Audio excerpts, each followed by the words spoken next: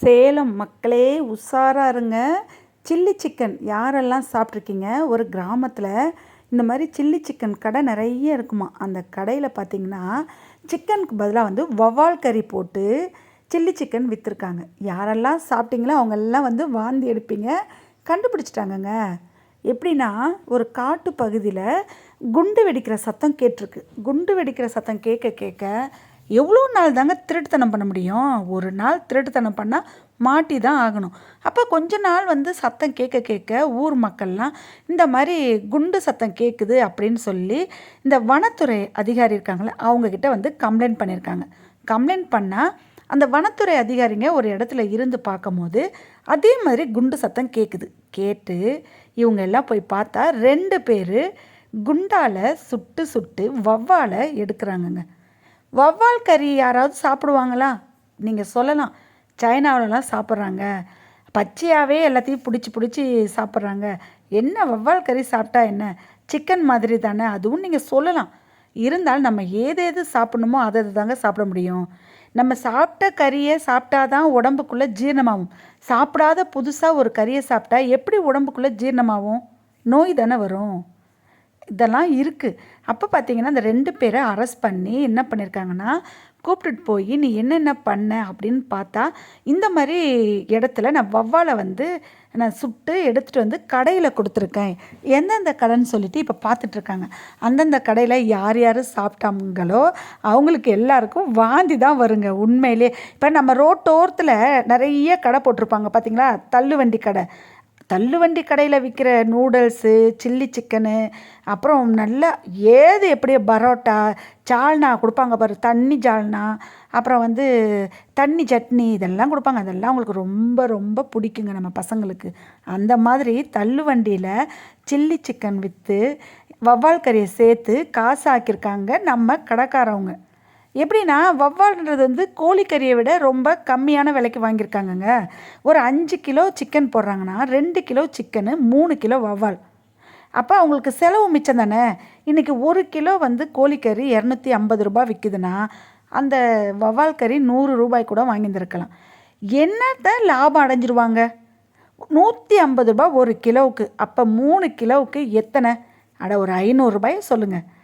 இதில் என்னங்க உங்களுக்கு லாபத்தை பார்த்தீங்க நான் கேட்குறேன். ஏன் அதை மக்களுக்கு நல்ல சாப்பாட்டை போட்டு கொஞ்சம் கூடுதலாக காசு வச்சு அதை காசாக்கினா என்ன?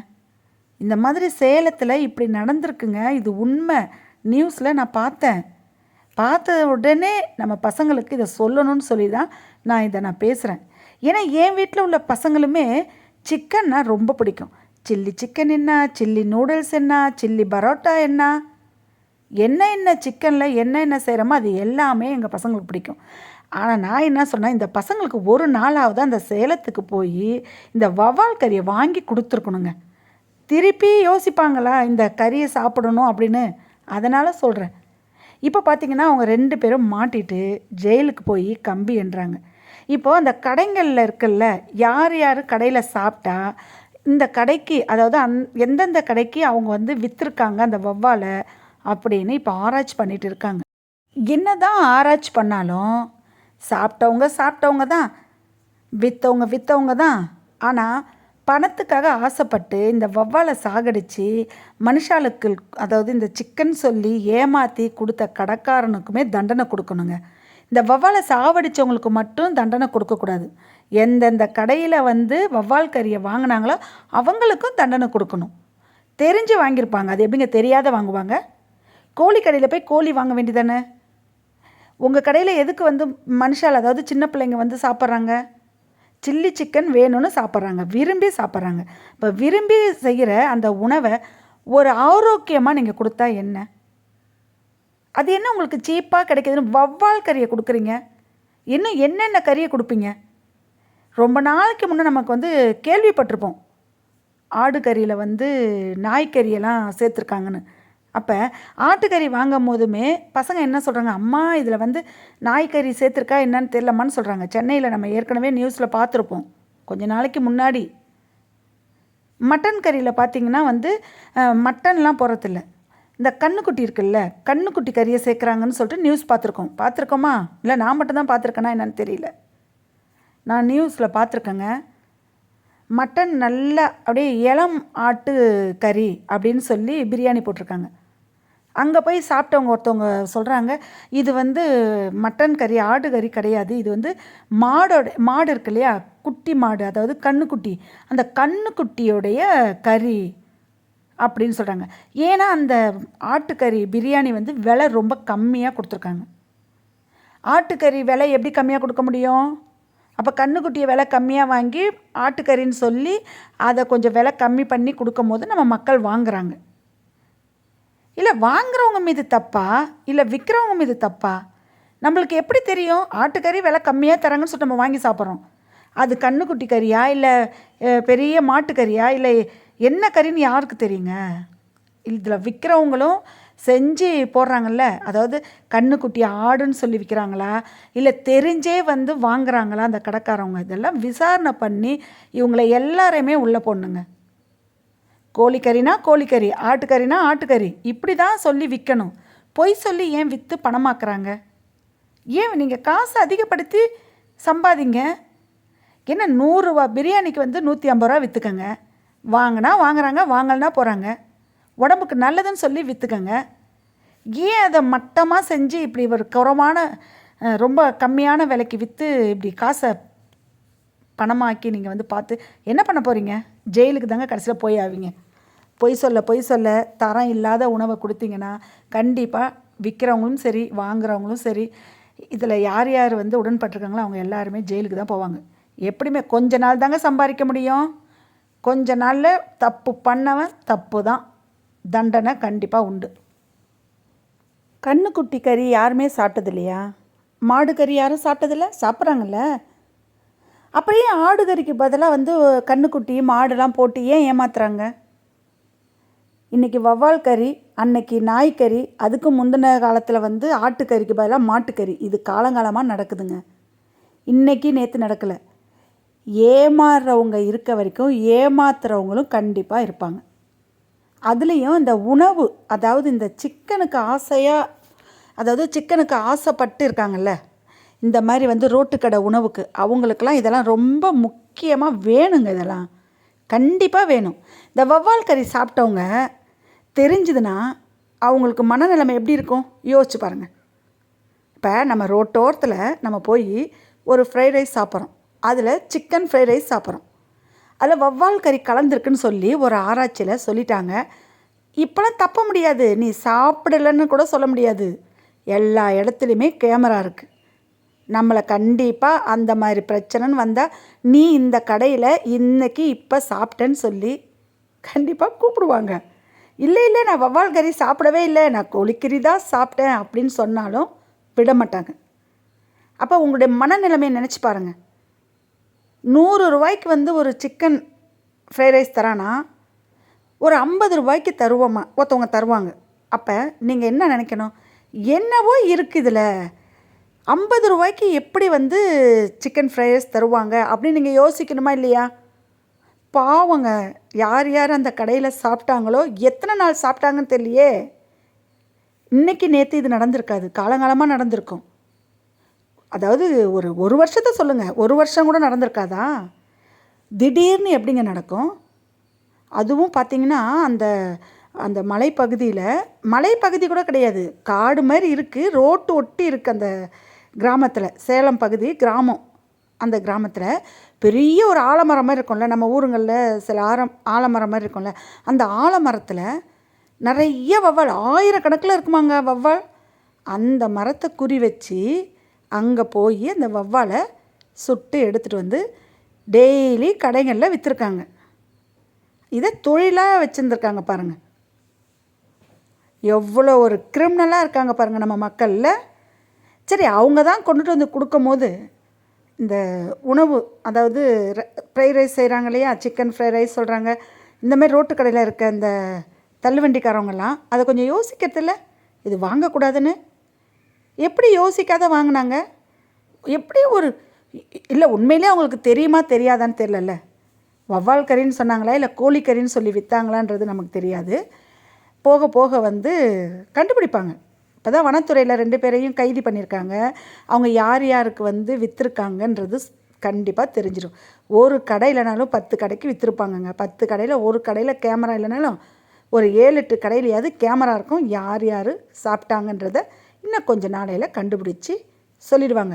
இப்போது கண்டுபிடிச்சி அவங்களுக்கு ஏதாவது வைரஸ் இருக்கா அப்படின்னு தான் பார்க்க போகிறாங்க. கண்டுபிடிச்சி ஒன்றும் பண்ண போகிறது கிடையாது. சாப்பிட்டவங்களுக்கு ஏதாவது வைரஸ் இருக்கா, அவங்களுக்கு ஏதாவது பிரச்சனை இருக்கா, உடம்புக்கு வந்து வியாதி வருதா அப்படின்னு தான் பார்க்க போகிறாங்க. ஒரு சிலர் கேட்கலாம், பாம்பு கறியே சாப்பிட்றாங்க சைனாவில்னு. அவங்களுக்கு உடம்புல ஒத்துக்குங்க. நம்ம இந்தியாவில் இருக்கவங்களுக்கு, நம்ம தமிழகத்தில் இருக்கவங்களுக்கு, அதுவும் கிராமத்தில் இருக்கவங்களுக்கு ஒத்துக்காது. அதனால் நம்ம இதை தான் சாப்பிடணும். இப்போலாம் பார்த்திங்கன்னா இந்த சிக்கனே சாப்பிடக்கூடாது அப்படின்னு சொல்கிறாங்க. அதாவது கம்பு கேழ்வரகு சாப்பிடுங்கன்னு சொல்கிறாங்க. பார்த்துருக்கீங்களா எல்லாரும்? இல்லை கேள்விப்பட்டிருக்கீங்களா? அப்படி இப்போ வந்து உலகம் மாறிக்கிட்டு இருக்குது. அடுப்பில் எரித்து சாப்பிடுங்க, கேஸ்லேயே சாப்பிடாதீங்க, அதுலேயும் கம்பு கூழ் குடிங்க அப்படின்னு சொல்கிறாங்க. இட்லி வந்து ஒரு வேளைக்கு மட்டும் எடுத்துங்க, சாப்பாடு ஒரு வேளைக்கு மட்டும் எடுத்துங்க, நைட்டில் சப்பாத்தி எடுத்துங்கன்னு சொல்கிறாங்க. அப்படிலாம் வந்து இப்போ வந்து நிறைய சொல்லிகிட்ருக்காங்க. ஒரு காலத்தில் யாரும் அப்படிலாம் சொல்லலை. கொஞ்ச நாளைக்கு முன்னாடி சொல்கிறேன், ஒரு 20 வருஷத்துக்கு முன்னாடி கூட கம்பு கூழ் காய்ச்சி கொடுத்தோம். நான் கொடுத்துருக்கேங்க எங்கள் அம்மாவுக்கெலாம். ராத்திரியில் தூங்கும்போது காய்ச்சி வச்சுருவேன், பகலில் கொடுத்துருக்கேன். அது வந்து அவ்வளோ தெம்பாக இருக்கும் உடம்புக்கு. இப்போது இந்த சிக்கன்லாம் சுத்தமாக அவங்களுக்கு பிடிக்காதுங்க. கோழிக்கறி குழம்ப பார்த்தாலே எங்கள் அம்மா 10 அடி தூரம் போயிட்டு வெறும் சாப்பாட்டில் தண்ணி ஊற்றி பச்சை மிளகாய் வெங்காயம் தொட்டுட்டு சாப்பிடுவாங்கங்க இப்போயுமே. நிஜமாக தான் சொல்கிறேன். அந்த கம்பு கூழுக்கும் கேழ்வரகு கூழுக்கும் ஒரே ஒரு வத்தல் மிளகாய் இருந்தால் போதுங்க, அவ்வளவு அருமையாக இருக்கும். அதை சாப்பிட்றதுக்கு நம்ம பிள்ளைங்களுக்கு சொல்லி கொடுக்கணும். என் வீட்டில் இருக்க பிள்ளைங்களுக்கு வந்து இந்த கம்பு கூழ் கேழ்வரகு கூழ் பிடிக்கும். ஆனால் டெய்லி என்னால் செஞ்சு தர முடியல. அது எனக்கு கொஞ்சம் சோம்பேறியாக இருக்குது. ஏது எப்படியாங்க ரோட்டு கடையில் விலை கம்மியாக கிடைக்குதுன்னு சொல்லிட்டு இந்த சிக்கன் சாப்பிடாதீங்க. இந்த சூப்பு, நூடுல்ஸு, ஃப்ரைட் ரைஸ்லாம் சாப்பிடாதீங்க. சாப்பிடுங்க, என்றைக்காவது ஒரு நாளைக்கு சாப்பிடுங்க. நம்ம ரோட்டில் போகும்போது, அதாவது எப்போயாவது கடைக்கு போகிறோன்னா பார்த்தோம்னா பானிபூரி கடை இருக்குன்னு அவங்க 100 பேர் இருக்காங்கங்க. 100. அந்த பானிபூரிக்காரவங்களுக்கு அந்த பானிபூரி எடுத்து கொடுக்க முடியல. அவ்வளவு கும்பல், அவ்வளவு டயர்டாக இருக்கும் அவங்களுக்கு, எடுத்து கொடுக்க முடியாது. என்றைக்காவது ஒரு நாளைக்கு நம்ம போய் பானிபூரி கேட்கணும் வாங்கணும்னு போனால் கூட கும்பலை பார்த்தே ஓடி வந்துடணும். அப்படி ஒரு கும்பல் இருக்குது. அதுலேயும் சின்ன சின்ன பசங்கங்க, பொம்பளை பிள்ளை ஆம்பளை பிள்ளை அவ்வளோ விரும்பி சாப்பிடுது அந்த பானிபூரியை. Noodles, soup, chicken soup, mutton soup எல்லாம். சிக்கன் சூப்பு, மட்டன் சூப்பில் அப்படியே எலும்பு துண்டை போட்டு தான் அங்கே சூப்பு வைக்கிறாங்களா? பார்த்தாங்களாம்மா இவங்கெல்லாம்? மீதி மிச்சம் ஏதாவது இருந்தால் அதை சூப்பு வச்சு விலையாக்குறாங்க காசுக்கு. புரிய மாட்டுது பசங்களுக்கு. நம்ம வீட்டில் எவ்வளோ தான் சூப்பராக சமைச்சு கொடுத்தாலும் இந்த ரோட்டு கடையில் விற்கிற அந்த நூடுல்ஸ் தாங்க, சில்லி சிக்கனு, ஃப்ரைட் ரைஸ் இதெல்லாம் ரொம்ப பிடிக்கும். சரி, நம்ம ஏன் அதை பற்றியே சொல்லிகிட்ருப்பானே. யாருக்காவது வந்து சிக்கன் பிரியர்கள் அனைவரும் வந்து நம்மளை வந்து கழுவி ஊற்றி அடிக்க போகிறாங்க. இப்போ பார்த்தீங்கன்னா நான் கம்பு கூழ் தான் காய்ச்சி வச்சுருக்கேங்க. ஓரியம்மா, ஓரிய குட்டி, நீ குடிப்பேடி கம்பு கூழ்? இவ குடிக்க மாட்டேன். அக்காவுக்கெலாம் கொடுக்கலாமா? அக்கா வந்தால் என்ன சொல்கிறேன்னா, ரோட்டு கடையில் அக்கா இனிமேல் வந்து எதுவும் வாங்காதீங்கன்னு சொல்லிடுனே. ஏன்னா சிக்கன் பதிலாக வவ்வால் கறி போட்டாங்க. ஏண்டி சொல்கிறியாடி தங்கம்? சொல்லுவா சொல்கிறேன்னு சொல்லியிருக்கா. இதெல்லாம் சொன்னாதாங்க நம்ம பிள்ளைங்களுக்கு வந்து அறிவு எட்டும். அறிவு சுத்தமாக இல்லைங்க பிள்ளைங்களுக்கு. எப்போ பார்த்தாலும் கோழிக்கறி. ஓரியம்மா, வாங்க வாங்க சாப்பிட்லாமா? தங்கம் வா, முருங்கீரை வச்சு தட்டடி. என்ன வேணும்? முட்டை கிரேவி வேணுமா? எறா போட்ட முட்டை வேணுமாடி? காலிஃப்ளவர் வேணுமா? ஏம்மா, இன்றைக்கி பார்த்தீங்கன்னா மீனெல்லாம் நல்லா பொரித்து, என்னங்க இவ்வளவு அழகாக நம்ம வீட்டில் சுத்தமாக எல்லாமே நம்ம வீட்டில் அரைச்ச தூள் போட்டு அருமையாக செஞ்சு கொடுத்தாலும் இந்த பிள்ளைங்களுக்கு பிடிக்கவே மாட்டுதுங்க. பட்னியாக போடணும். சுடுகஞ்சி தாங்க காய்ச்சி கொடுக்கணும் இதுங்களுக்கெல்லாம். சுடுகஞ்சி கொடுத்தா தான் வந்து இதுங்களுக்கு வந்து உடம்புல வந்து வியாதி இல்லாமல் இருக்கும். ஏன் சுடுகஞ்சி குடித்தா என்ன ஊறுகாய் தொட்டுக்கிட்டு சிக்கன் தான் சாப்பிடணுமா? உன்னையும் சேர்த்து தான் சொல்கிறேன், சிக்கன் தான் சாப்பிடுவே நீ? சீப்பாக கிடைக்குதுங்க சிக்கனு. இதை விட சீப்பாக கிடைக்குது போல் இந்த வவ்வால் கறிலாம். கோழிக்கறியே ரொம்ப காசு கம்மியாக கிடைக்குது. ஆடு கறி வாங்க முடியுதா? வாங்க முடியலல்ல. கோழிக்கறி வாங்க முடியுது இல்லையா? இந்த பிள்ளைங்களுக்கெல்லாம் திருந்தவே திருந்தாதுங்க.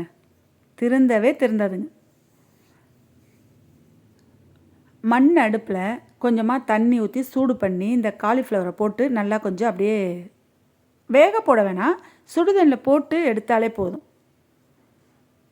சுடுதண்ணில் போட்டு எடுத்துக்கலாம்.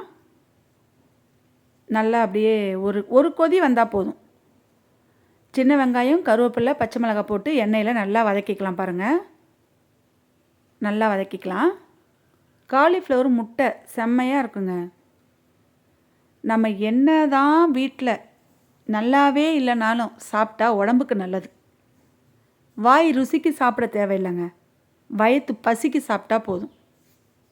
நல்லா தக்காளி பழத்தை போட்டு நல்லா 4 கிளறிக்கலாம்.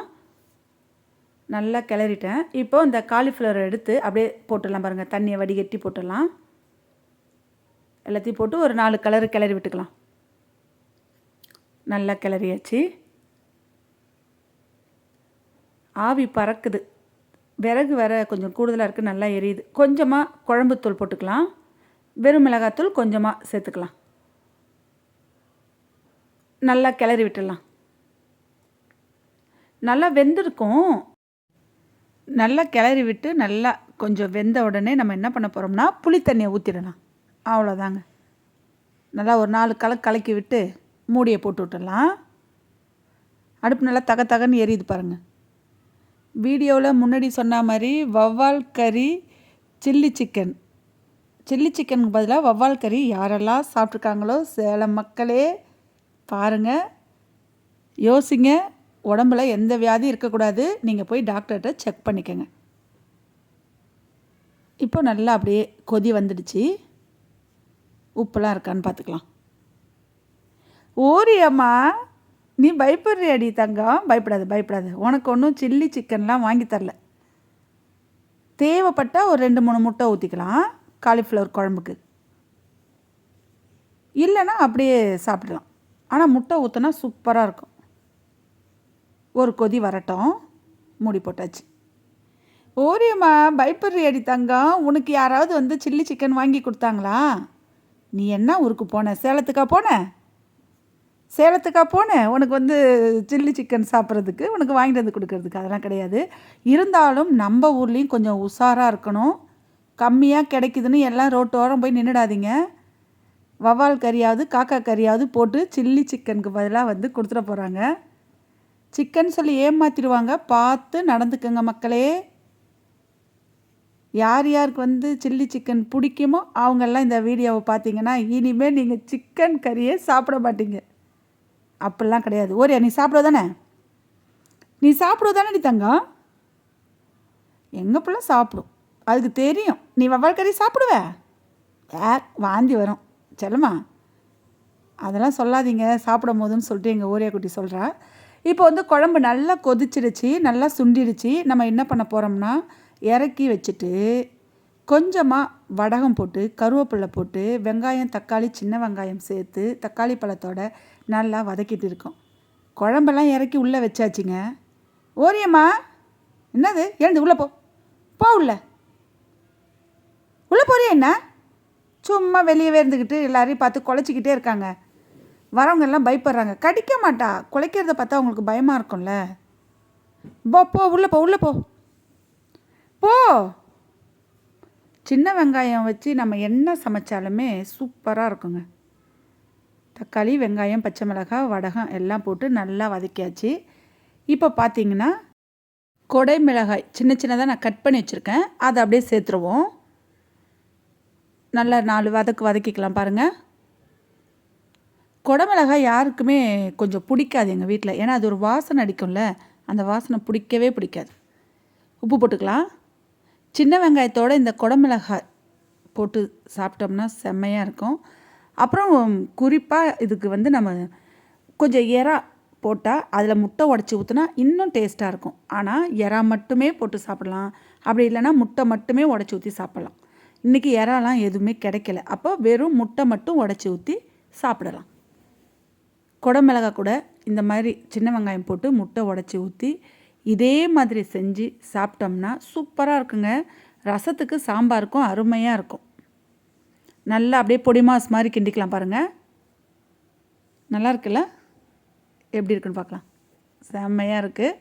ஒரே வா உள்ளே வா, ஒரே வா உள்ளே வா, சாப்பிட்லாம் வா, வாட தங்கம். பொடி மாஸ் மாதிரி நல்லா சின்ன சின்ன சின்னதாக அப்படியே உறுத்து அப்படியே கிளறி விட்டுக்கிட்டே இருக்கணுங்க. இதெல்லாம் செஞ்சாலும் கொஞ்சம் மீன் வேணும் அவங்களுக்கு. அப்புறம் ஓரியோக்கெலாம் மீன் கொடுக்கணும்ல. வீட்டில் உள்ள பசங்களுக்கும் இந்த குடமிளகா போட்ட இந்த பொரியல் பிடிக்கவே பிடிக்காது. காணாங்கத்தை மீன் ஒரு 4 மீன் பொரிச்சிக்கலாம். தோசைக்கல்லில் கொஞ்சமாக எண்ணெய் ஊற்றி நான் இந்த மீன்லேயே போட்டுட்டேன். கருவேப்பிலை, பூண்டு தட்டி போட்டு வெறும் மிளகாத்தூள் சேர்த்து உப்போடு போட்டு நல்லா கலக்கிக்கலாம் பாருங்கள். நல்லா ஃப்ரெஷ் மீன் சூப்பராக இருக்கும். எனக்கு இந்த காணாங்கத்தை மீன் பொரிச்சாலாம் பிடிக்கவே பிடிக்காதுங்க. எனக்கு குழம்பு வச்சு சாப்பிட்டா தான் சூப்பராக இருக்கும். குழம்பு வச்சு ஒரு 4 தலை இருந்தால் கூட முழுசாக அப்படியே சூப்பராக சாப்பிட்டு முடிச்சுடுவோம் நாங்கள். ரொம்ப ரொம்ப பிடிக்கும். இப்போ தோசைக்கல் நல்லா சூடாயிடுச்சு. வீடியோ முதல்ல சொன்ன மாதிரி யாரெல்லாம் ரோட்டு கடை நீங்கள் நூடுல்ஸ் விரும்பி சாப்பிட்றீங்களோ அவங்களுக்கெல்லாம் இந்த வீடியோங்க. உண்மையிலேயே சொல்கிறேன், ரோட்டு கடையில் விலை கம்மியாக கிடைக்குதுன்னு நீங்கள் போய் யாரும் சாப்பிடாதீங்க. அங்கே நீங்கள் என்ன சாப்பிட்றீங்களோ அதுக்கு தகுதி கம்மியாக தான் இருக்கும். சிக்கன் ரைஸ் சாப்பிட்றீங்கன்னா அதில் ஏதாவது ஒரு கலப்படம் இருக்கும். மட்டன் பிரியாணி சாப்பிட்றீங்கன்னா அதுலேயும் ஏதாவது கலப்படம் இருக்கும். விலை ஒசந்ததில் ஏதாவது கலப்படம் பண்ணி விலையை கம்மி பண்ணி விற்கிறது. அவங்களுக்கு வேண்டியது பணம். விற்கிறவங்களுக்கு யார் எப்படி போனாலும் என்ன. ஆனால் அரசாங்கம் சும்மா இருக்காதுங்க. தெரிஞ்சதுன்னா அவங்க கடை எல்லாத்தையும் காலி பண்ணி அவங்கள ஜெயிலில் போட்டு அவங்க பொருளாதாரத்தையும் சரி வாழ்வாதாரத்தையும் சரி அவ்வளோதான் முடிச்சிடுவாங்க. அதனால் தப்பு பண்ணாதீங்க. என்ன பொருளை என்ன விலைக்கு வாங்குறீங்களோ, உங்களுக்கு என்ன லாபம் கிடைக்கணும்னு நினைக்கிறீங்களோ அந்த லாபத்தை வச்சு நீங்கள் விற்று சம்பாதிங்க. மட்டன் என்ன விலைக்கு வாங்குறீங்க, உங்களுக்கு என்ன லாபமோ அதை மாதிரி செஞ்சு சம்பாதிங்க. சிக்கன் என்ன விலைக்கு வாங்குறீங்க, என்ன லாபமோ அதை மாதிரி செஞ்சு சம்பாதிச்சு, அதாவது நியாயமாக சம்பாதிச்சு வாழ்க்கையை ஓட்டுங்க. ஏமாற்றி அதுவும் இந்த உணவு வகையில் ஏமாற்றாதீங்க. இதெல்லாம் ரொம்ப உச்சக்கட்ட தப்புங்க. சிக்கன் சொல்லி வவ்வாலை சாப்பிட்றதெல்லாம் ரொம்ப கஷ்டமான நிலைமை. நினச்சாலே ஒரு மாதிரியாக இருக்குது. இப்போ பசங்க வரட்டும், நான் சொல்லுவேன் இந்த மாதிரி இது சிக்கனில் இது வவ்வால் கறின்னு சொல்லுவோம்.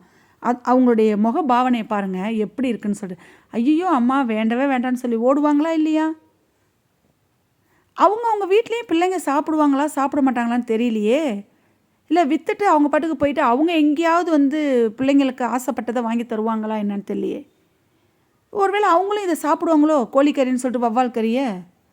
ஒன்றும் புரியலை.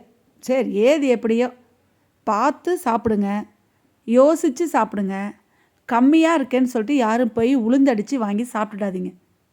ஓரியம்மா வாட தங்கம், வவ்வால் கறி உனக்கு இல்லை, ஓடியா மீன் சாப்பிடலாம் வா.